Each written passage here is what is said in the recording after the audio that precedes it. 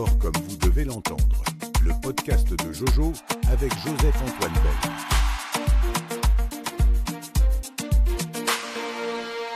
Bienvenue dans cette autre édition du podcast de Jojo. Joseph-Antoine Bell, bonjour.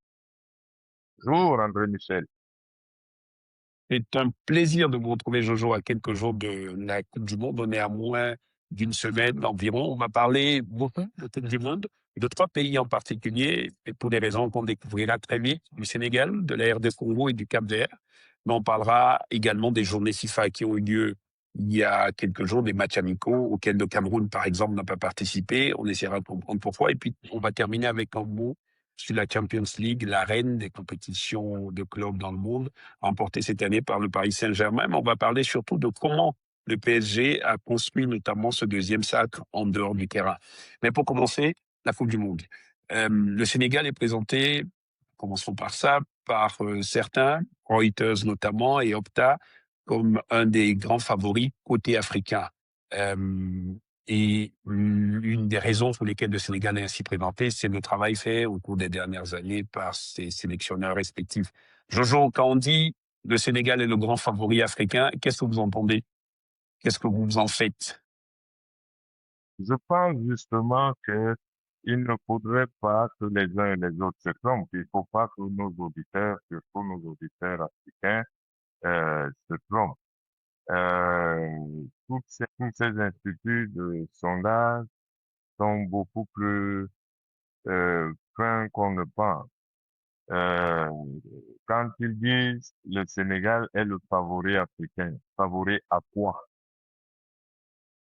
Donc, je pense que le Sénégal est favori à être le meilleur des Africains. Ça, c'est autre chose. C'est pas pareil que d'être favori de la compétition. Donc, il faudrait bien qu'on écoute et qu'on sache replacer les choses à- au bon endroit. Donc, moi, je pense qu'effectivement, le Sénégal est favori pour être le meilleur africain, que le Sénégal est donc l'une des 2 meilleures chances africaines d'aller loin, parce que le Maroc, lui, l'a déjà fait récemment. Le Maroc a été le premier pays africain en 8e de finale de Coupe du Monde. Le Maroc a été le premier pays africain en demi-finale de Coupe du Monde. On ne peut pas leur enlever ça. Il ne faut pas se laisser aller par des sentiments qui n'ont rien à voir avec la qualité sportive des équipes. Donc, oui, le Sénégal est armé, mais armé pour faire quoi? Armé pour être la meilleure chance africaine et disputer cette position au Maroc. Et cependant, le Sénégal commence d'ailleurs avec un match des plus difficiles face à la France, grand favori, lui, de la compétition, c'est le 16 juin. Mais derrière, il y a la Norvège, de Erling Haaland et de Odegaard notamment. Et puis enfin, il y a l'Irak. Donc, sortir du premier tour ne sera pas une chose simple pour le Sénégal non plus. Il n'y a jamais de choses simples en compétition. Je répète que quand vous dites sortir du premier tour, il faut que les Africains se rappellent que sortir du premier tour quand on joue une canne à 8 ou sortir du premier tour lorsqu'on joue une Coupe du Monde à 16 ou une Coupe du Monde à 24, ce n'est pas pareil que sortir du premier tour à 48. Et donc, Ouais. les pays africains doivent se donner pour mission précisément de sortir de ce premier tour. Ce premier tour qui n'est absolument pas proche de la fin. C'est ça qu'il faut retenir. Ce premier tour est beaucoup plus loin de la fin qu'autrefois. Donc, une équipe qui est sortie du premier tour dans une Coupe du Monde à 24 n'est pas une équipe sortie du premier tour dans une Coupe du Monde à 48. Et le Maroc en sait quelque chose parce qu'il est sorti du premier tour d'une Coupe du Monde, je crois, à 16. Et oui, je crois bien, oui, Coupe du Monde à 16. Voilà. Je pense donc que euh, devons, nous, Africains, là-dessus, être intransigeants pour être rigoureux, pour bien dire qu'il ne faut pas se gargariser d'être sorti du premier tour dans une Coupe du Monde à 48, de la même manière que se qualifier pour une Coupe du Monde qui nous présente 10 places n'est pas pareil que de se qualifier pour une Coupe du Monde à 5. Bah oui. On est content de participer à la fête, mais la performance sportive, elle est relative. Donc voilà, je pense que Alors, nos pays africains devront tous, je dis bien tous, se battre pour sortir du premier tour. et ce sera pas simple pour passer du Sénégal au Cap-Vert. Le Cap-Vert dont on va parler, lui, il va jouer contre l'Espagne. Il faut commencer un jour avant le Sénégal, le 15. Ensuite contre l'Uruguay. L'Espagne et l'Uruguay, deux poids lourds. Enfin contre l'Arabie Saoudite. Ceci dit, et sans parler forcément du terrain, la qualification même du Cap-Vert est déjà l'énorme victoire de ce tout petit pays. Qualification au détriment d'un poids lourd, entre guillemets, comme le Cameroun, et une qualification qui s'est construite non pas seulement sur le terrain, mais en dehors et au fil des CAN que vous avez commenté, Joseph-Antoine Bell.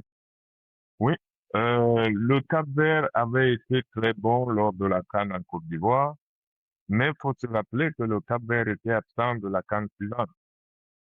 Ouais, Voilà, et que cela a été compensé, si on peut dire ça comme ça a été compensé par une qualification à la Coupe du Monde. Euh, je crois que tout en félicitant le Cap-Vert, parce que c'est ça aussi le sport, ouais, c'est surtout qualifié en s'appuyant sur une énorme défaillance de l'équipe du Cameroun. ouais. L'équipe du Cameroun, le Cameroun ne peut pas se voiler la face parce que le Cameroun a battu le Cap-Vert au match aller de cette qualification largement battu. Ça veut dire que le Cameroun, Ouais, c'est lui qui s'est liquéfié et qui a offert possibilité de qualification à quelqu'un d'autre. Donc, défaite à et Praia 2-0, je crois.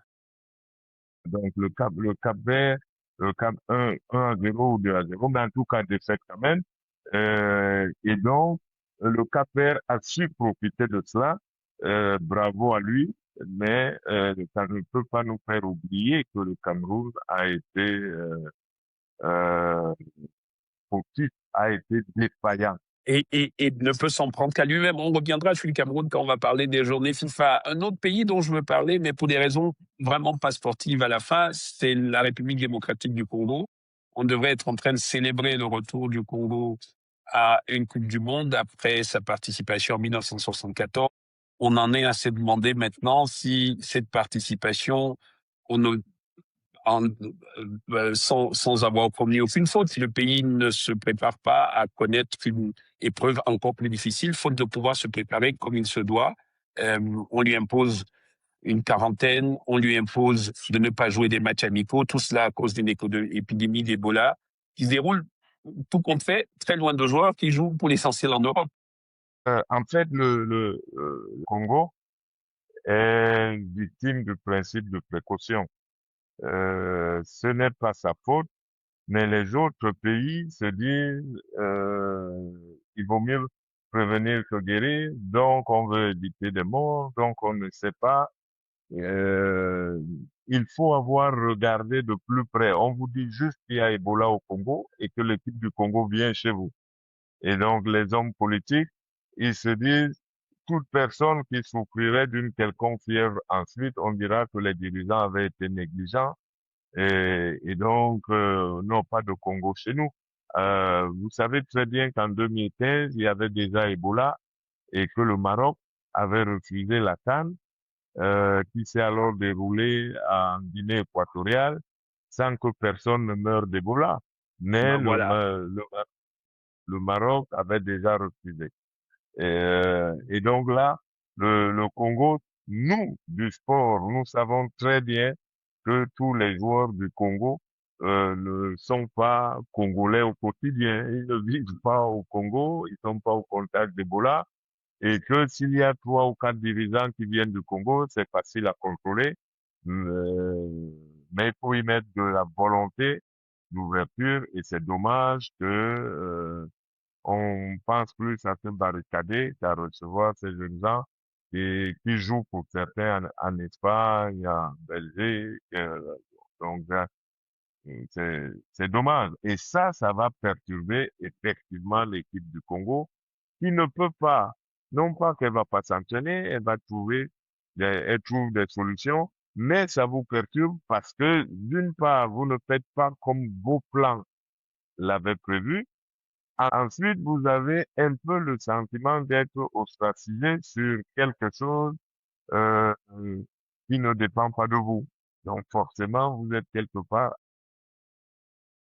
Et du point de vue de la gestion même de l'avant-compétition, c'est bien de jouer déjà des matchs amicaux pour tester les automatismes sur lesquels on a travaillé, ils en sont privés. Oui. C'est bien de pouvoir, dans certains cas, dire au revoir à vos fans au pays qui, eux, ne pourront pas Oui, venir, ils en sont privés. c'est absolument. En fait, cette histoire, on finit par oublier c'est quoi même l'essentiel du sport. Il faut pas se tromper. Il y a 48 participants et le monde entier regarde, mais il y aura un seul vainqueur. Donc tous ceux qui vont là-bas ne vont pas gagner la Coupe du Monde. C'est même plutôt tout le monde qui ne va pas gagner la Coupe du Monde, sauf un pays. Et, et donc, pour que l'événement soit un événement, il faut qu'il soit habillé. Donc, par exemple, lorsque les joueurs repartent dans leur pays, ils jouent d'abord dans leur pays, ça fait de l'animation, ça fait de la bonne humeur on est sur terre pour ça. Il faut la rechercher, la bonne humeur. Bah oui. Donc, les joueurs repartent au pays, ça galvanise les gens, et même s'ils ne vont pas gagner la Coupe du Monde, ça fait des souvenirs pour les plus jeunes, ça fait de Bah la oui. nostalgie pour les anciens, ça fait beaucoup de choses. Donc là, le Congo, malheureusement, sa qualification ne lui bénéficiera pas en totalité comme ils auraient pu l'espérer. Et c'est une chose plutôt triste. Fermons ce chapitre football Coupe du Monde par un événement qui est lié à la Coupe du Monde sans en être. C'est les journées FIFA où les matchs amicaux ont lieu. Les derniers ont lieu il y a quelques temps. Et une chose à frapper, au moins du point de vue du Camerounais, de l'ancien gardien de but des Lions, c'est l'absence des Lions lors de ces journées FIFA. Alors, le Cameroun n'est pas qualifié pour la Coupe du Monde, on l'a dit à l'instant. Sauf que ces journées FIFA, dans ce contexte précis, ne sont pas que pour celles qui sont qualifiées. Il y a des équipes qui vont devoir jouer après la Coupe du Monde d'autres compétitions, notamment la Coupe d'Afrique des Nations. Pour le cas du Cameroun, les qualifications ont lieu immédiatement après. La Coupe d'Afrique a lieu en juin, dans 12 mois. Est-ce que ça s'explique ça, qu'une équipe s'exclue plus ou moins volontairement de telles journées? Je crois que les Camerounais prennent le monde entier pour des sots. Et ce n'est pas les journées FIFA de juin, celles qui sont en cause. C'est récurrent au Cameroun. Il s'est passé en d'autres circonstances, d'autres journées FIFA où le Cameroun était le pays qui n'avait pas joué de match amical. C'est déjà arrivé. Et donc, en réalité, la question qu'on devrait se poser, c'est que fait cette fédération? Veut-elle vraiment faire évoluer son équipe ou est-elle occupée à gérer d'autres pans de l'activité footballistique? Parce que dans une fédération, il n'y a pas que l'équipe nationale. Donc, mais est-ce que la fédération camerounaise de football est si occupée à faire du football jeune, du football féminin, du football vétéran, qu'elle n'a pas de temps pour son équipe nationale? Ou bien si on n'a pas le temps de l'équipe nationale, est-ce un indice pour dire que cette fédération ne doit avoir le temps de rien? Donc, c'est comme si cette fédération, soit elle est très occupée à faire autre chose que à s'occuper de son équipe nationale, ce qui pourrait, qui pourrait se justifier, mais pour ça, faut nous montrer de quoi elle s'occupe pour pouvoir oublier son équipe nationale à ce point. Je voudrais rappeler que les joueurs que nous apprécions, s'il n'y avait que l'équipe nationale, les joueurs seraient beaucoup moins forts. Ouais. C'est grâce à l'entraînement quotidien dans les clubs que les joueurs progressent. et les entraîneurs nationaux qui, eux, ont une équipe ponctuelle, se plaignent du temps qu'ils n'ont pas. Ça a été une évolution que de créer des journées FIFA et de donner 3, 4 jours aux entraîneurs nationaux pour regrouper leur équipe et travailler ensemble. Donc, une vraie fédération comme un vrai entraîneur ne peut pas se dispenser volontairement d'un regroupement de joueurs. Il faut savoir que le pays qu'on appelle le Cameroun a été un pays très ingénieux autrefois quand tous les joueurs étaient des locaux pour élever le niveau des joueurs et de l'équipe nationale et obtenir les résultats qu'on lui connaît il y a longtemps. Eh bien, le Cameroun regroupait ses joueurs un mois avant chaque match international. Et comme on jouait en aller-retour, les joueurs passaient donc au moins 45 jours. Un mois avant le premier match et 2 semaines, les 2 semaines qui séparaient les deux Ouais, matchs. ouais. Donc, ça, ça a pu donner le visage qu'on a connu au Cameroun parce que les autres ne savaient pas faire ça. Donc voilà comment le Cameroun a pu développer cette équipe nationale aussi forte et aussi historique. Si aujourd'hui on dit qu'on ne veut pas avoir les joueurs, il faut être un peu mathématicien pour dire que on peut tendre vers l'infini, vers moins l'infini, c'est-à-dire Ouais. si vous sautez des périodes FIFA, vous pourriez décider de ne jamais réunir vos joueurs et même à l'occasion du match, vous réduisiriez euh, euh, euh, vous réduiriez donc le temps qui vous est accordé, les 3, 4 jours avant un match, vous dites aux joueurs, non, c'est très efficace, restez chez vous, on se rencontre directement au stade et on sera meilleur. Non, C'est c'est d'autant plus plutôt donc, dommage que c'est d'autant plus dommage, oui, Jojo, que pour vous qui avez joué à tous les niveaux et notamment au niveau professionnel en France, mais aussi au Cameroun, en Côte d'Ivoire, en Égypte, l'esprit de corps dans une équipe, dans un groupe se forme en passant du temps ensemble. L'affinement tactique se fait ensemble. exactement, les entraîneurs des équipes qui ne vont pas bien rajoutent du temps. C'est-à-dire qu'il n'y a plus que l'entraînement. On va créer du temps en disant on va au restaurant. On va créer du temps quand c'est très grave en disant mais on se déplace de la ville. Se déplacer de la ville veut dire quoi? Qu'on quitte ses amis et sa famille pour se créer une autre famille qui est l'équipe et d'autres amis qui est l'équipe, qui sont l'équipe, les autres partenaires. Donc vous allez vous isoler pour passer 2, 3 jours ensemble parce que ça crée plus de liens, donc de la complicité qui va se traduire par de la complicité dans le jeu. Donc, le fait que le Cameroun, qu'il soit qualifié à la Coupe du Monde ou pas, ne juge pas utile de, de profiter des journées FIFA pour regrouper des joueurs et travailler ensemble, bon, ça veut dire que vous n'avez peut-être rien à travailler. Alors, si vous n'avez rien à D'ailleurs, travailler, c'est soit parce que vous êtes trop fort, soit parce que vous êtes trop faible et que ça sert à rien. alors, le cas de cette grande équipe du Cameroun, au moins grande historiquement, qui omet de participer à des journées qui permettent de reconstruire une équipe, nous ramène sur le dernier sujet dont on va parler, Jojo, c'est le cas du Paris Saint-Germain, vainqueur de la dernière Champions League face à Arsenal au tir au but. Et il y a cet extrait d'article que je veux vous lire qui est sorti dans l'équipe et qui parle de la construction de ce nouveau triomphe, la deuxième victoire de la CAN, et qui parle des 13 jours qui séparaient la fin du championnat de France et la finale de la Champions League et de ce que le PSG a fait. Le staff a travaillé, dit l'équipe, sur tous les paramètres, charge physique, récupération, travail tactique, mais aussi fraîcheur mentale. 2 périodes de 2 jours de repos ont été accordées aux joueurs. Un choix assumé, l'idée n'était pas de multiplier les réunions ou de noyer l'effectif sous une avalanche d'informations. Au contraire, on leur a donné de vraies informations, une synthèse claire. Quand il y en avait trop, ça donne mal à la tête. Donc, on voit une grande équipe qui gagne une grande compétition et pendant 13 jours, elle va pas faire la fête, elle ne laisse pas les joueurs à la maison, mais elle les prépare mentalement notamment. Qu'est-ce qu'il faut apprendre de ça au plus haut niveau? Comme je sais que nous sommes nous sommes là pour aider les gens à comprendre.